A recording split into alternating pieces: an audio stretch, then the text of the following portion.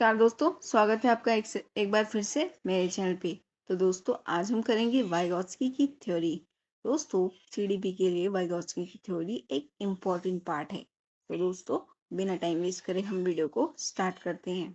सबसे पहले हम देखेंगे कि वाइगॉत्स्की ने जो थ्योरी दी उसका नाम क्या है। तो दोस्तों इन्होंने जो थ्योरी दी है वो है socio culture cognitive development theory.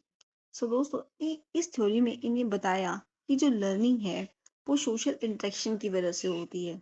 इसका मतलब है कि जब एक चाइल्ड सोशल मतलब कि सोसाइटी में फैमिली से या पीयर्स ग्रुप में इंटरेक्शन करता है तब उसकी ग्रोथ ज़्यादा अच्छे से होती है। वाइगॉत्स्की बिलीव करते हैं कि इंटरेक्शन ही एक इम्पॉर्टेंट रोल प्ले करती है एक चाइल्ड की ग्रोथ में। सो वाइगॉस्की रशियन साइकोलॉजिस्ट, ये एक रशियन साइकोलॉजिस्ट है, believe that learning is a social process. इनके अकॉर्डिंग जो लर्निंग है वो एक सोशल प्रोसेस है। Children learn best through interaction with others and the world around them. जो चाइल्ड है वो बेस्ट कैसे सीखता है? इंटरेक्शन से सीखता है। और जो वर्ल्ड है, जो इन्वायरमेंट है उसके पास, उसके आसपास, वो उससे सीखता है। सो दोस्तों इनकी जो सोशल कल्चरल थ्योरी है, अब थोड़ा उसके बारे में जान लेते हैं। Learning happens in a cultural and social context. जैसा कि मैंने आपको बताया कि जो लर्निंग है वो कल्चर एंड सोशल कॉन्टेक्स्ट में होती है। मतलब या तो सोसाइटी में होती है या फैमिली से होती है या फ्रेंड से होती है। मतलब होती किससे? इंटरेक्शन से। लैंग्वेज, इसमें language, interactions, relationships and the environment plays a vital role in child and development, जैसा कि मैंने आपको बता दिया है। तो दोस्तों उनकी थ्योरी के कुछ इंपॉर्टेंट कॉन्सेप्ट्स हैं, कुछ इंपॉर्टेंट पार्ट हैं जो आपको समझने बहुत ज़्यादा ज़रूरी है।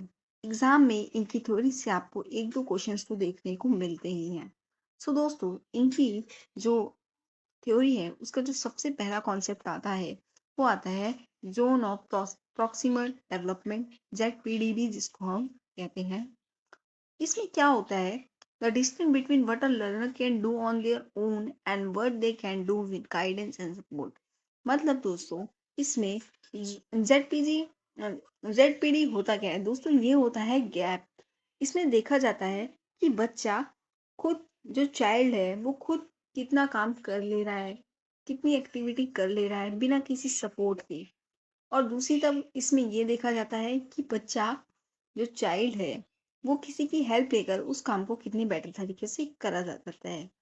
मतलब कि आप ऐसे समझिए, what I can do on my own. मतलब कि मैं अपने आप कितना काम कर पा रहा हूँ। Skills I can complete independently.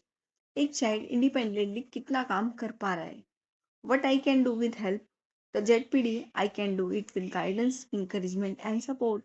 और वहीं दूसरी तरफ तरफ वही चाइल्ड गाइडेंस और सपोर्ट की वजह से कितना काम कर पा रहा है, कितनी जो अपने अंदर स्किल्स हैं वो डेवलप कर पा रहा है। तो दोस्तों इन्हीं दोनों के बीच में जो गैप होता है उसको हम कहते हैं Z zone of proximal development. What I can do, yeah, skills I cannot do, yeah, even with help, with them and support I can achieve it. With the right support today, learners can achieve tomorrow. अगर उन्हें right support, right guidance मिलेगी तो learners futures में बहुत ही अच्छी development कर पाएंगे। सो दोस्तों आई होप आपको zone of proximal development Z भी समझ आ गया होगा। बाकी यहाँ पे नोट्स इवन है, आप पढ़ सकते हैं, आपको रीड करने से भी बहुत कुछ समझ आ जाएगा। तो दोस्तों अब हम पढ़ते हैं आगे। जो हमारा नेक्स्ट कॉन्सेप्ट है इनकी थ्योरी का वो है स्कैफोल्डिंग। इसमें क्या होता है? Providing temporary support to help learners complete task until they can do it on their own. अब समझिए एक चाइल्ड है, उसको मैथमेटिक्स के सम करने में बहुत ज़्यादा प्रॉब्लम हो रही है। सो दोस्तों अब क्या होगा? जो भी more knowledgeable person, like teacher हो सकता है, पेरेंट्स हो सकते हैं, फ्रेंड्स हो सकते हैं, वो उसको हेल्प करेंगे वो सम सॉल्व करने में।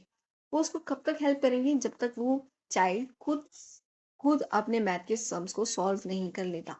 तो दोस्तों इसी को कहते हैं स्कैफोल्डिंग।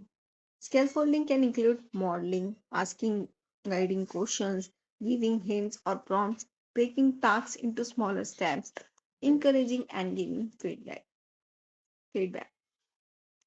सो दोस्तों, why it matters in education? Encourage collaborative learning, highlights the role of teachers as facilitators, supports inclusive classrooms, helps educators design personalized learning experiences, builds confidence and independence over time. सो दोस्तों, ये इनकी theory थी। ये कुछ इनके main concept थे इनकी theory के। मोस्टली क्वेश्चंस यहीं से आते हैं दोस्तों। आप इन दोनों कॉन्सेप्ट को अच्छी तरह समझ लीजिएगा। सो दोस्तों, मिलते हैं नेक्स्ट वीडियो में नेक्स्ट टॉपिक के साथ। ओके दोस्तों, बाय बाय।